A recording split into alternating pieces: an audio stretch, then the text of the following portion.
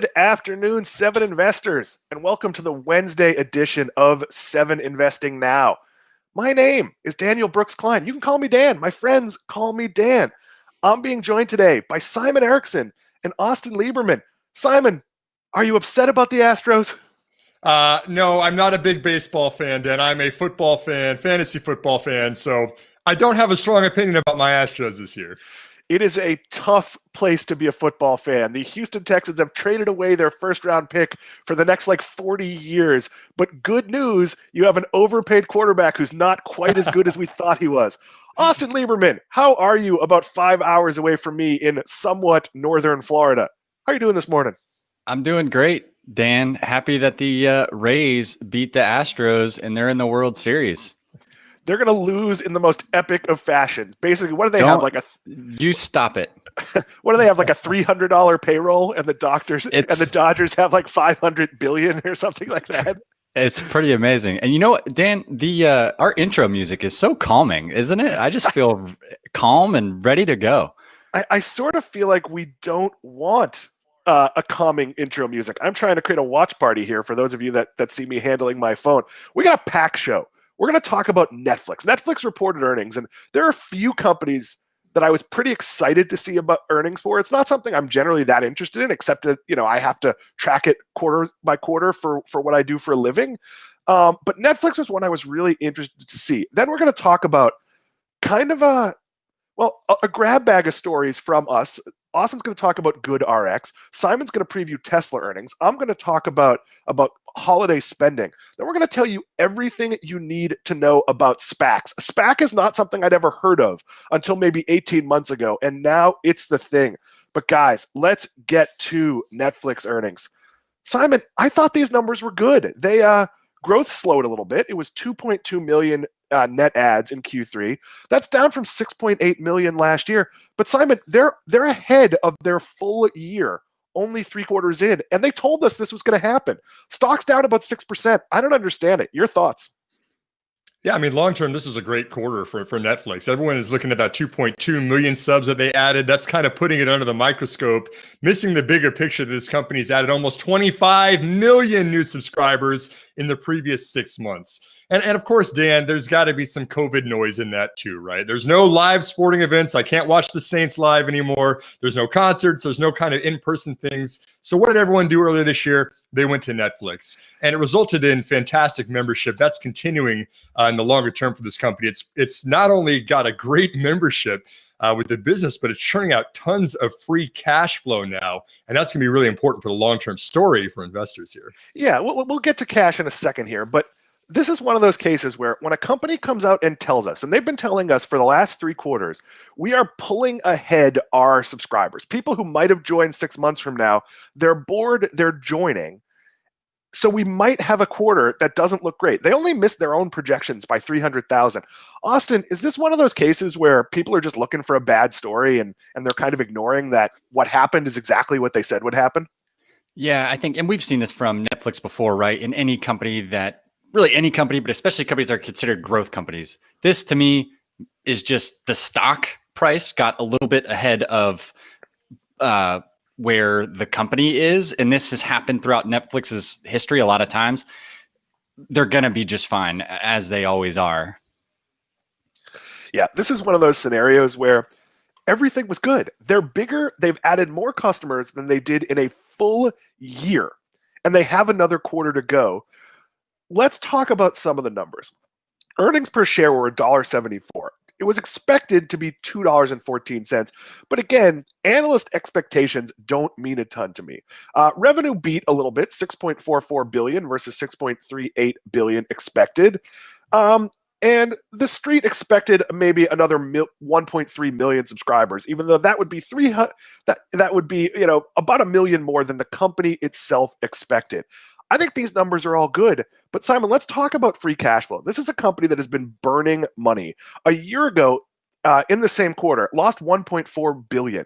They've turned that around. That's a really good sign, right? Yes, it is. And if you're investing in Netflix, you're not overly focusing on this quarter's subscriber numbers. You're looking at, do they have the best content out there? And is that attracting long-term subscribers? And the answer to both of those is yes. Streaming is a winner take most business out there. We don't want to go out there and sign up for 17 different streaming subscriptions. Speak for yourself. I was going to say, I know you probably do, Dan. I was going to get to that, but most of us probably just want to have maybe 3 subscriptions. And what does Netflix do to keep subscribers? Well, it provides the very, very best content. So things like The Witcher, Umbrella Academy, Lucifer, Stranger Things Season 4. I mean, these are all kind of TV series that people like to binge watch. And so Netflix has to put all the production of those entire seasons up front. That was a little difficult 6 months ago with COVID going on, but they've now said that they've got 50 shows that they've finished a production on this year. They expect 150 additional shows by the end of the year. I think they've got a pretty good lineup that they're ready to roll out, and they've got plenty of subscribers that are ready to tune in. So, Austin, I'm going to say 2 controversial things here. Let me throw the first one out. Simon just mentioned 200 shows this year, 250, whatever the number is. That's insane. Disney Plus is going to have like 12 shows. All of these other services are picking their battles a lot more than Netflix. Austin, I feel like maybe they should just make 50 good shows instead of 200 shows that are absolutely exhausting. I turn this on and I don't know what to watch unless it's Umbrella Academy, unless it's the top tier shows. Austin, is it too many shows? I think so. Obviously, it's working, but maybe Netflix feels that they can't compete with the likes of Disney and HBO and these other brands that have like really, really world-renowned cast and shows and IP that they can build off of. Maybe that's their strategy and that's how they're playing it. But for me, it's too much. And half the time I go on Netflix and turn it off because it's like overwhelming. I understand the logic. It's a something for everyone strategy, but I do feel like they lost me, and I'm still a Netflix subscriber because T-Mobile pays for it and my wife uses it. I watch almost nothing on Netflix because they kind of lost me when they started canceling shows. So I've watched the first 2 seasons of Glow. I was going to watch season 3, but now they've announced they're not making season 4. They're not. The cast is pushing for a movie, so there's some resolution. Why would I want to invest my time in another season of a show that's not going to have resolution? I like the old days when they put out less shows and they sort of promised you'd get a few seasons. You'd get it made it worth my time. That said, Simon, they've really sort of controlled their spending. One of the things I saw here, and Austin, I'll throw this to you, is about half their growth was from the Asia Pacific region. Is that a good thing? Because there's only so many people in the US they can add. Oh, sorry, I was caught on mute, just like a Zoom meeting, Dan. Yeah, exactly what you said. There's only so many people that they can add in the United States, right? And the Asia Pacific region was actually the largest contributor to paid membership growth this quarter.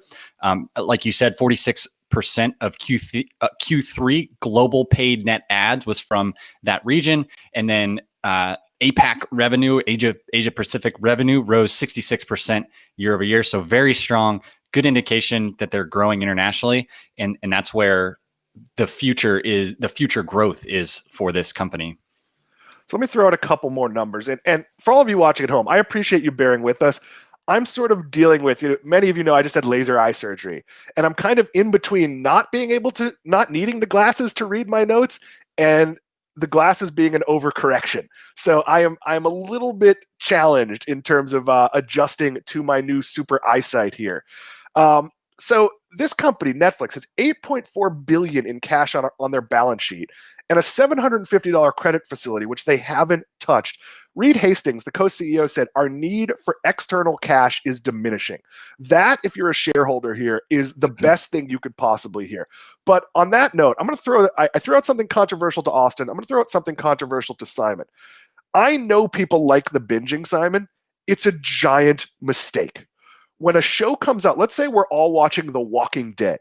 We watch it somewhere within 48 hours of it airing, and then we come back to work and we all talk about it. And websites like The Ringer write 10 stories and do podcasts on it. When a Netflix show is released, it has a 72-hour media cycle, and then it's gone. You can't talk about it with your friends. You never know when anyone's watched it. I understand doing it for lesser shows, but I don't understand why Stranger Things isn't given a 1-episode-a-week rollout. And I get it. A small percentage of the audience would complain. The amount of publicity you would get with just the pop culture websites tracking this, it would be worth hundreds of millions of dollars. They're making a mistake here, Simon. Dan, I have to take the other side of the coin from you and Austin on this one. I'm going to go out and stand on my own on this one and say that this is exactly what Netflix does.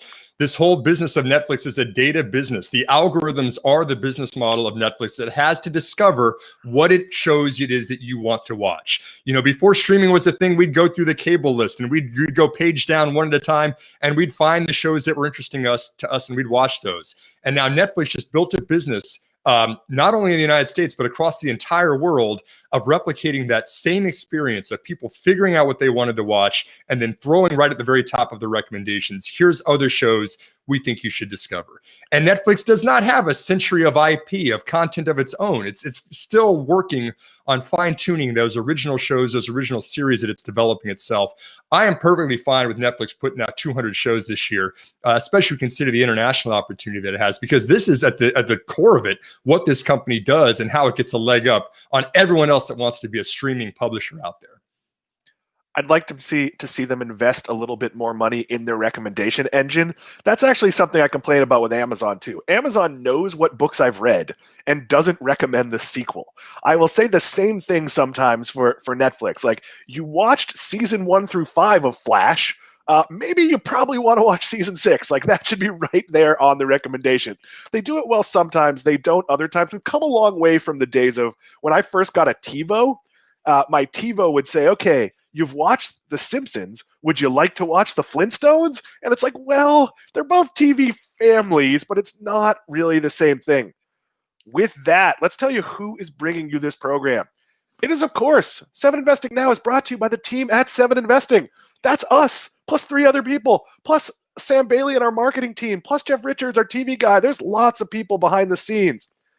At 7 Investing, we offer a simple proposition. You give us $17 a month. Now, you do that online. You don't like see me in the street and hand me $17. You got to go to 7investing.com/subscribe, or you can just go to 7investing.com. You'll find it. And then we give you our best 7 stock recommendations every month. We also give you us. On Friday, we have our first ever new member call where new members can ask us basic questions about the service. We're going to take them through where to find stuff, how it works. Then we're going to do our first ever members only call. We're not going to wear the jackets. We're not going back to the 80s. Only our members are going to be there, and they're going to get updates on the companies we've recommended. So that's going to be, a really intimate call. Might be 50, 60 people with 5 of the 6 of us. Usually it's going to be all 6 of us, and eventually all 7 of us. We'll probably not all be on every call, but this one we are really excited. So Simon, I think it's a pretty good deal. I might be biased on this, Dan. As the founder, creator, and CEO of the company, yes, I would hope so. But I do think that $170 a year for a 7 Investing subscription is the best deal on the internet. I mean, when we started this company, we were very passionate about people getting more involved in investing in their financial future, right? We wanted people to be taking more decisions on their own about their retirement, about their future healthcare, about whatever it is in your future, kids' college, whatever it might be. You want to be more actively involved in those decisions rather than just having someone manage your money where you disappear, you talk to them maybe a couple of times a year, and that's it. We want you to know what's going on behind the scenes. You want to know what this stock market thing is. And so even just the investing knowledge, I think is an incredible deal. On top of that, I think the subscription very quickly pays for itself, especially our scorecard so far is confirming that, Dan. And that is enough of the shilling. But that being said, we do this because we believe in it. We're actually legitimately excited to talk about this stuff. We would probably have that call on Friday, even if it was just the 6 of us, because we like to talk about this stuff. We are those kind of geeks. Okay, guys, now it's time to move on to what we're watching. This is a segment where each one of us throws out something we are interested in, that we're following. Goes all over the case. But Simon, you wanted to talk about something, a little company I think a few people have heard of. Tesla is reporting this week. No company creates more noise around their earnings report than Tesla. What are we watching for, Simon? Dan, I could do a show on Tesla with you 3 times a week, every single week. There's so much going on at this company. Every single month, it seems like we get more updates about what Elon Musk is up to out there. And we've got earnings after market close this afternoon. So definitely there's going to be some headlines that are going to come out of this. But really, as a long-term investor in Tesla, as I think you have to be if you're investing in Tesla, there's 3 things that I'm really watching right now.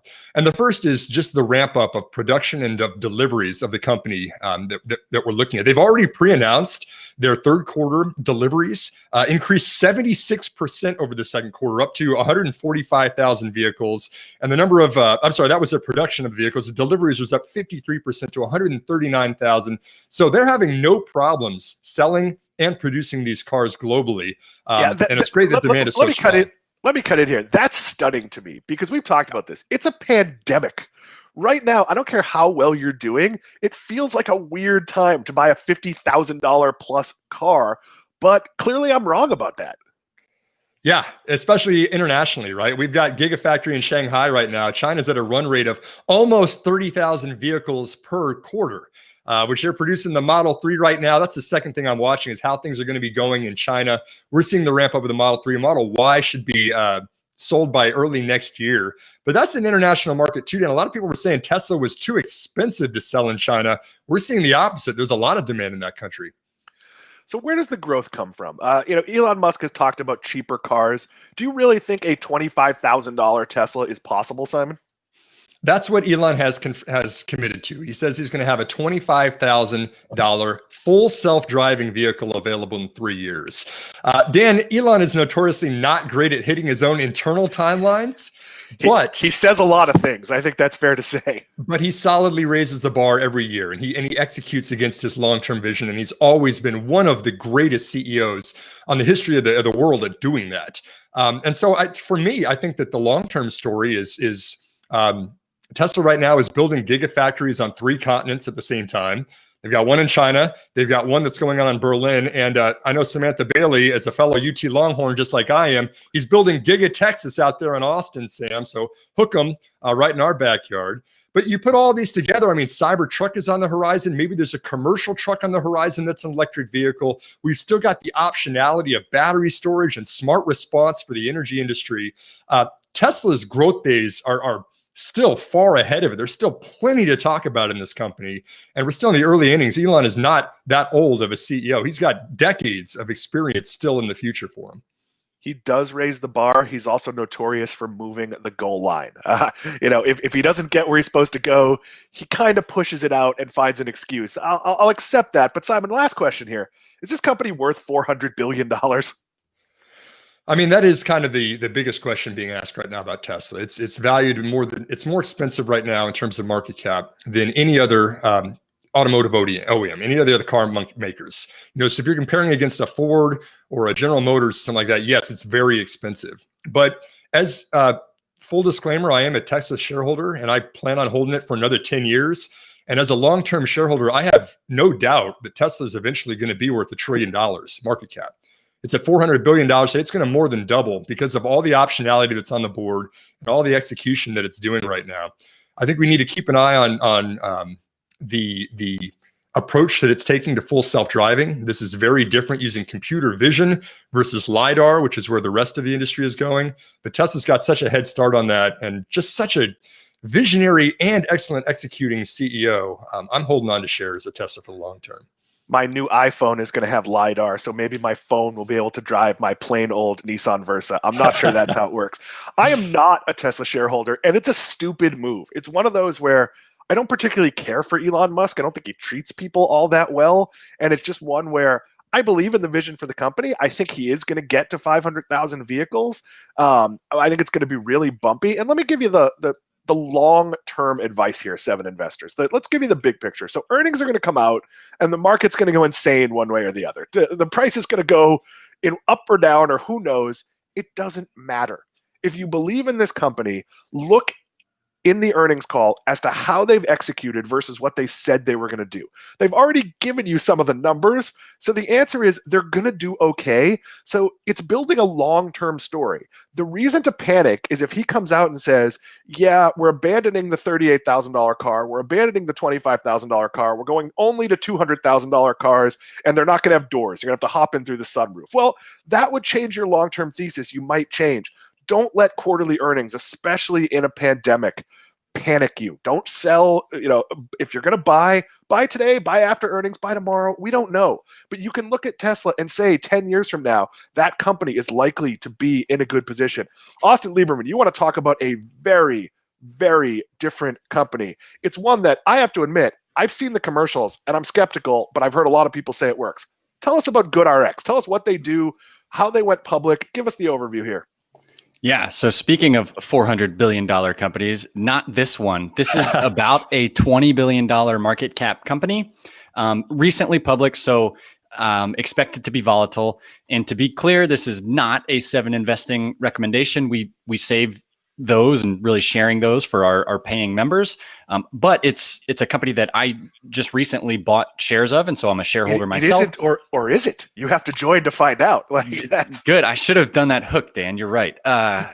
And so basically they claim that they're building the leading consumer-focused digital healthcare platform in the United States. And if you follow me on Twitter or have read some of my commentary, I'm very focused on healthcare, virtual healthcare, digital healthcare right now. We've all seen it with COVID and the need for it. And so that's a big driver behind my reason in investing in this company and just looking at this entire industry. I think the next decade to 2 decades, it's pretty clear we've kind of turned that corner, and digital facing healthcare is here to stay. But they provide much easier access and pricing transparency for medication, telehealth consultations, and even different healthcare services. And those are markets that are going to grow a lot especially compared to their prescription business. They completed their initial public offering in September, and shares quickly jumped up to around $57 a share, and they since sold off to about $49 today.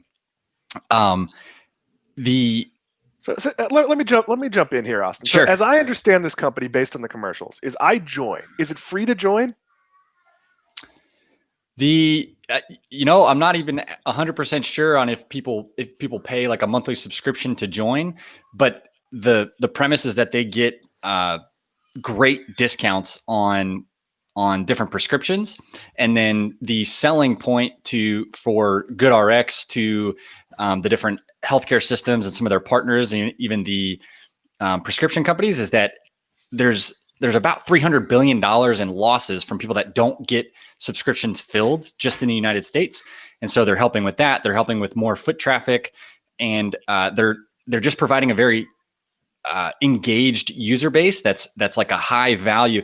So I almost look at it like a social media company, but that's doing something that's actually, arguably social media companies provide value, but that is definitely valuable to people in getting them prescriptions that they need for a low cost and getting rid of some of that confusion in the pricing model.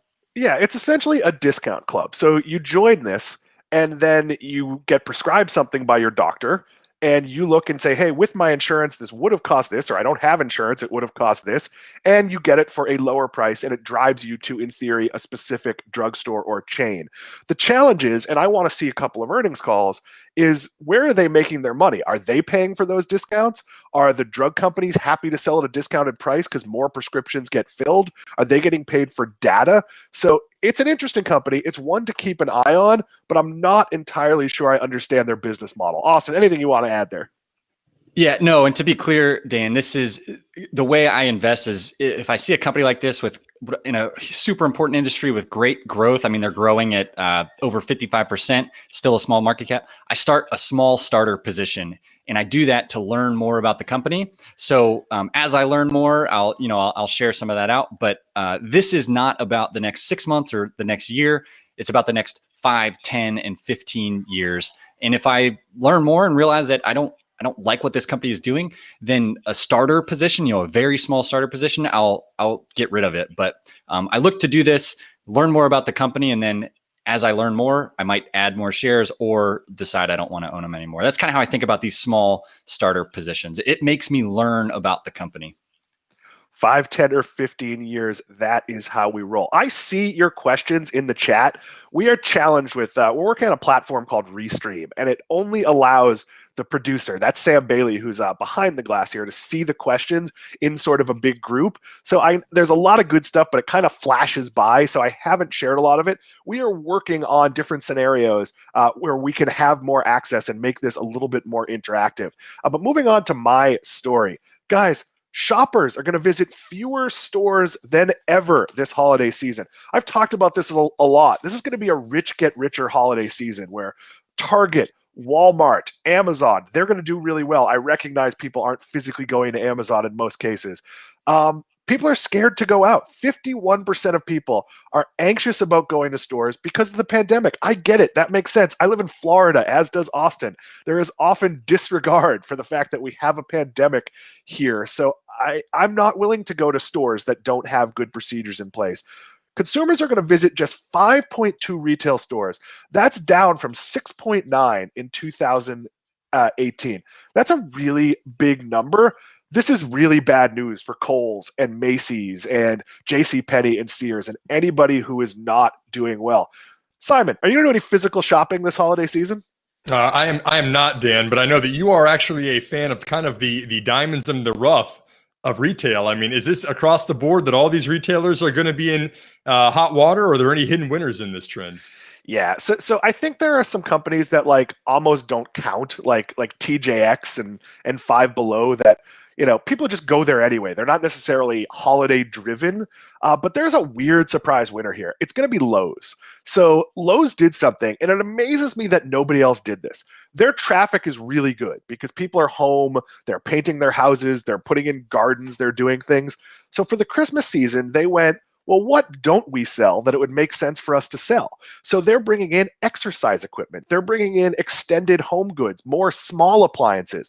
That, to me, they were going to be successful anyway, but maybe not a major winner. Now I think they're going to be a major winner because any place that has exercise bikes in stock is going to sell them.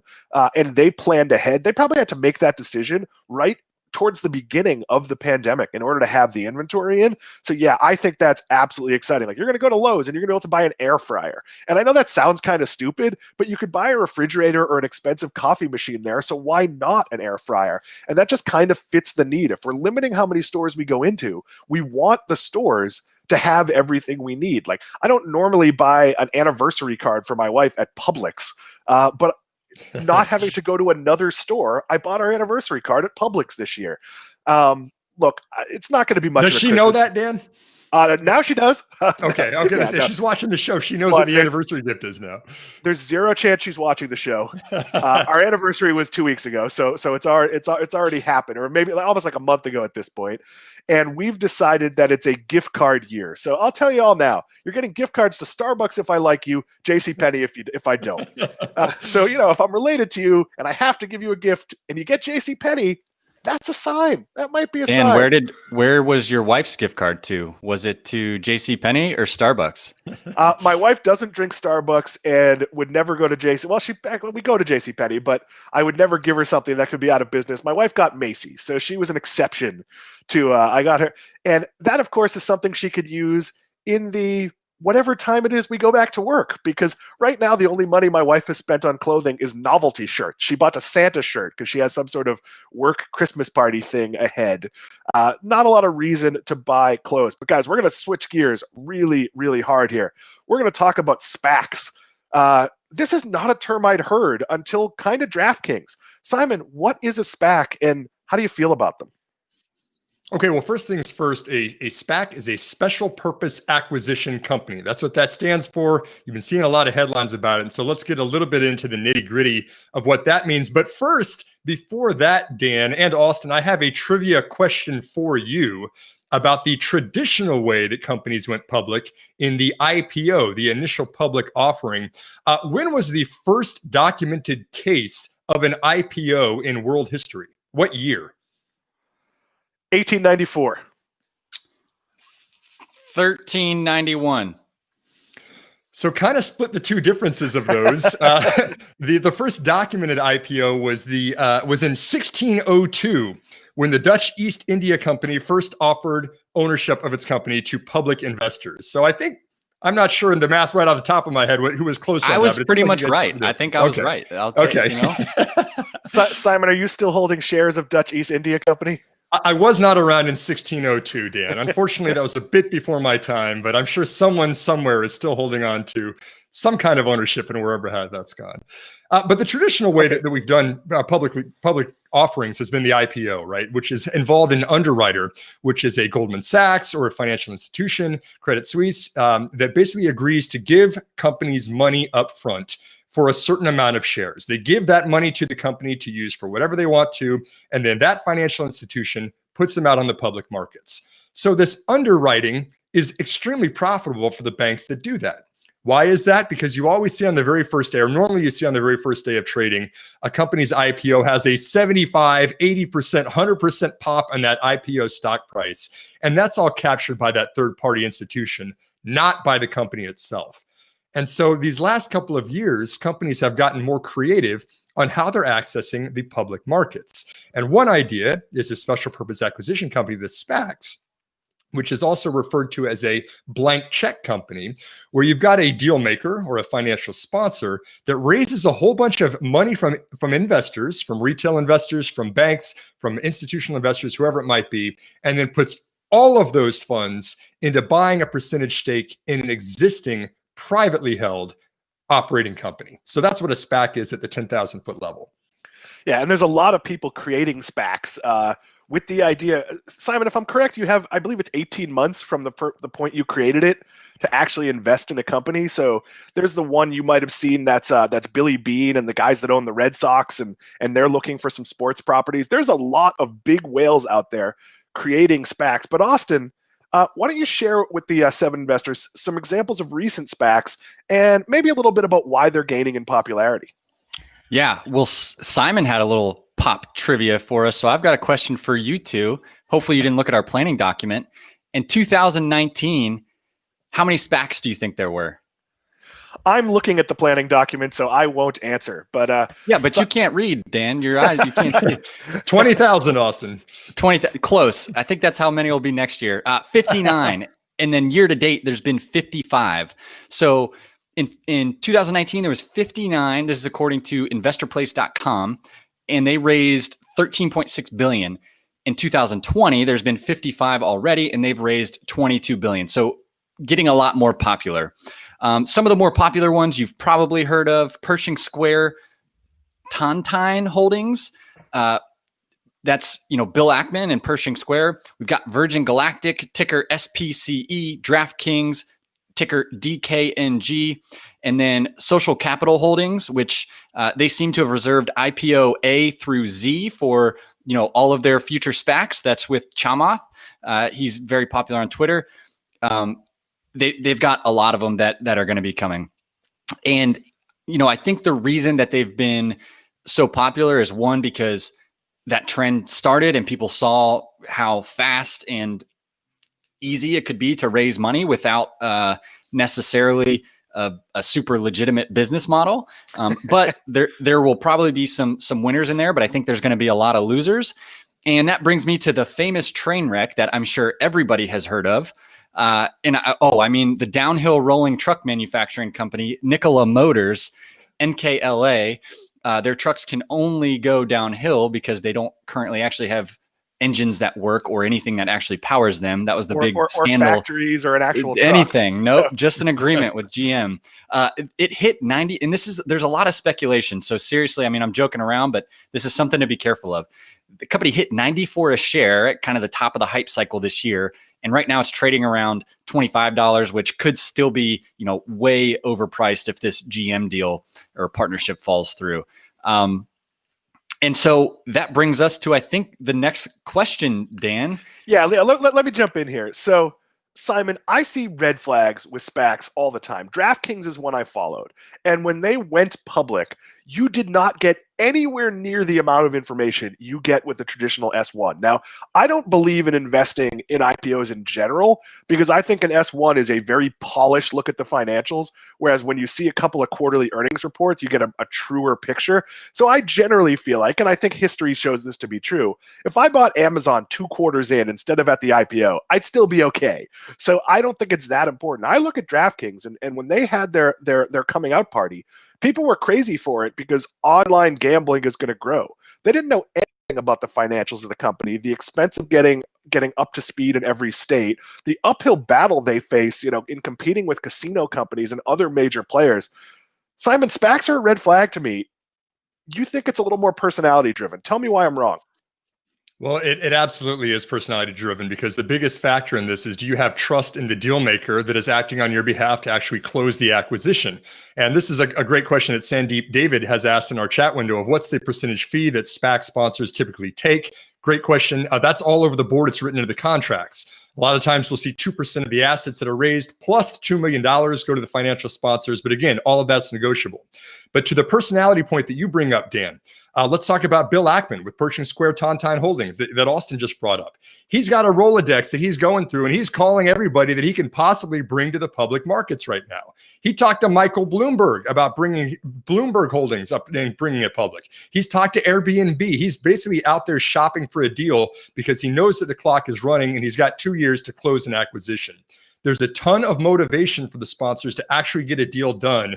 And there's a little bit of conflict on whether or not their incentive to close a deal is the same incentive for common shareholders of finding the right company that's operating really well and is going to produce long-term rewards for them for shareholders. That's the first risk. And then one other thing that I want to mention too is there are also warrants that play a key part of SPACs as well. A warrant is an option to increase your equity ownership over time at a predetermined price.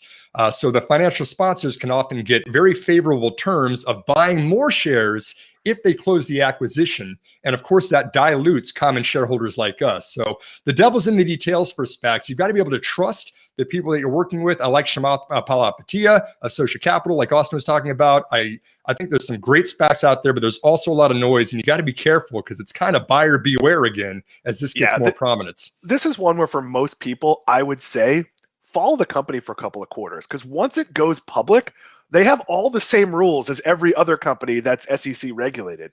Before they go public, this is a backdoor way to the public market. These used to be called backdoor IPOs. So it's become common. And I understand if you want to bet on, a famous investor and buy a few shares or, look, I'm not going to bet against Richard Branson. I don't own Virgin Galactic. I don't think its business model is all that great. On the other hand, Richard Branson could convince me of anything. I've seen him speak. He's an incredibly dynamic man. So he might make it happen. Simon, you mentioned a couple there. As we close out talking about SPACs here, are there any others on your radar?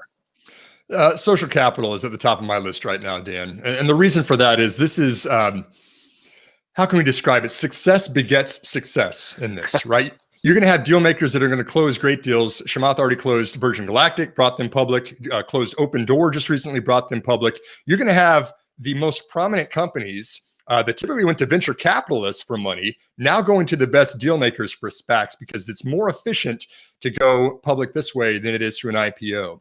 And you got a lot of tech unicorns out there, privately traded companies that are worth more than $1 billion, investors finding ways to get access and capital to those businesses. And then, of course, that opens the door for them to raise money later on. I think that you're going to see a lot more really large deals taking place, and then in volume terms, just a lot of smaller deals. But you want to focus on the best because they're getting stronger the more of these that they do. This is something, SPACs, that we're going to be talking about quite a bit here on 7 Investing Now. We'll get back to this. We'll look at some of these companies as we get some details. Again, sometimes there's not a lot of details. It was basically like a postcard for DraftKings. Guys, it is time to hit our finisher. Sam Bailey, behind the glass, if you'd like to share the graphic. So we asked on Twitter through @7Investing. As an investor, I never buy penny stocks. That one won, 43.5% of you. Chase fads, 10.9% of you.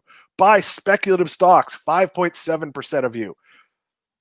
All of the above, 39.8%. Guys, I would fall under all of the above. I'm not buying penny stocks. I'm not interested in fads. I won't say I never buy a speculative stock, but it's a speculative stock I know a lot about. There's one thing in my portfolio that you could argue is speculative. That said, it's actually a profitable company, so I'm not sure it's that speculative. Austin, do all of these apply to you? How do you vote on this poll?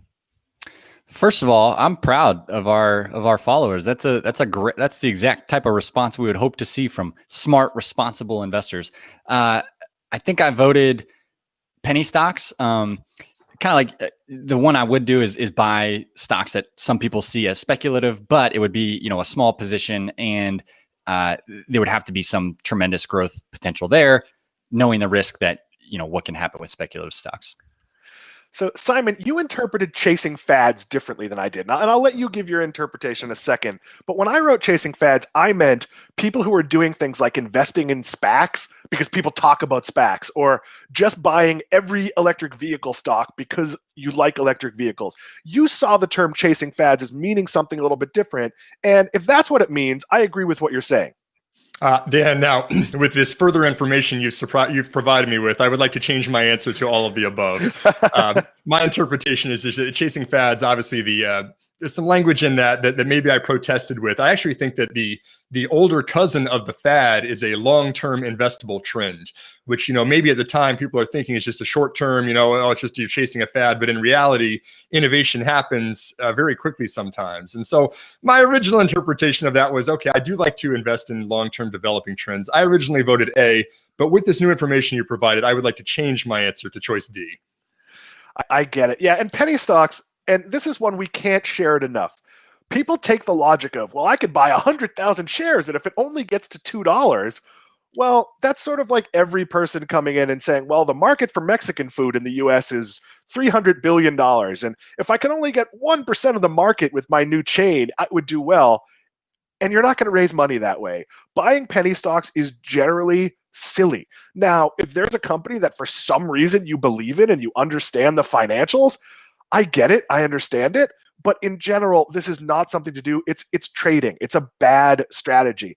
Again, I've owned one penny stock that's worked for me. I owned shares of Sirius XM back when I think it was still just Sirius that I got for a nickel because I really, really believed in the company, even though I thought it could go out of business. That said, that was before I was investing, before I knew anything. We're going to finish with one question here. It's Trith Patel, and I apologize if I'm pronouncing your name wrong. Tirth Patel, fantastic stream, thank you. What are the top 2 to 3 things for all panelists that gives you very high conviction? I'll answer first because I just threw this at Simon and Austin. This is kind of a bonus here, but we want to make this interactive. It's just a little bit challenging to do with the format.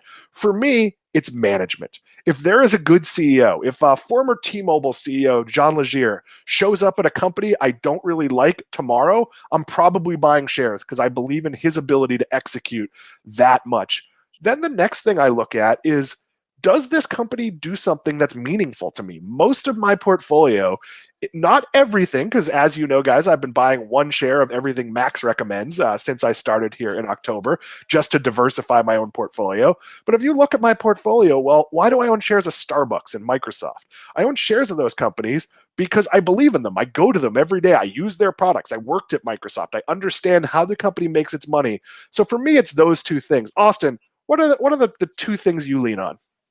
I'm going to go super specific, Dan. You hit, important, very important things. I like to invest in what are considered growth or software companies or whatever. I just look for great companies. I try not to bucket them like that. But very specifically, I look for companies that are growing revenue at like 45%, 40% or faster. I look for gross margins that are 80, 85% or higher. And then I like dollar-based net expansion, which is just customers. If it's over 100, that means each year customers are spending more than they spent the year prior. So that doesn't take marketing spend. That's just your current customers spending more. I look for dollar-based net expansion rates over 120%, preferably 130% or more. So 3 very specific things I just gave the crowd. Simon, your thoughts here. Tirth, first of all, thank you. Excellent question. So many, I'll answer with 2 of them that haven't been named yet. And that is, the first is really under promise and over deliver for management. So many of our recommendations at 7 Investing are in innovative companies, these growth style investments. And we track very closely something called the S curve, which is where if you're an analyst, you tend to model things linearly, where you expect things to go kind of in a linear fashion. Innovation doesn't happen that way. Electric vehicles take off, much faster than anybody expects, and all these other trends we talk about. And so my under promise, over deliver is management saying, hey, we expected to do this well. We actually did this well. And this quarter, we expected to do this well. We did this well. If you can see that S curve where they're outperforming even their own internal expectations, that's a great sign you have an innovative company. And then the second thing that I always look at is the operating margin of the company.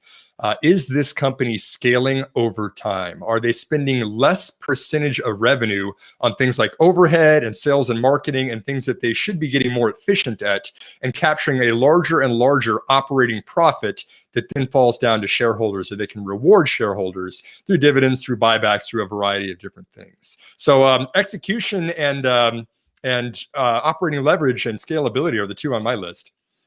Trith, thank you for the questions. Guys, that brings us to the end of the show. Now, of course, you can see this show at our YouTube page. You can sign up for 7 Investing at 7investing.com. You can follow us on Twitter at 7investing. I'm at Worst Ideas 7. And if you're thinking about joining, if you have questions about our service, shoot me an email. I'm Kline, Dkline, at 7investing.com. You want to have a meeting to ask about the service? We're happy to do that. I'm actually doing one of those later today. We are accessible. That is the goal. The idea is we're a smaller service. We're not going to have 10 million members. We are here for you. We can talk to you. That being said, we're done talking to you for now. You can find us on social media, but the show has come to an end. Simon, Austin, guys, thank you. I'll be back Friday with, get this, guys, Matt Cochran, Max Chasko, and Steve Symington, a supersize. Steve being there himself makes it the biggest show we've ever done. Steve is not a small man. Guys, that's the end of the show. We will see you on Friday. Thanks, everybody. Thanks for all the questions.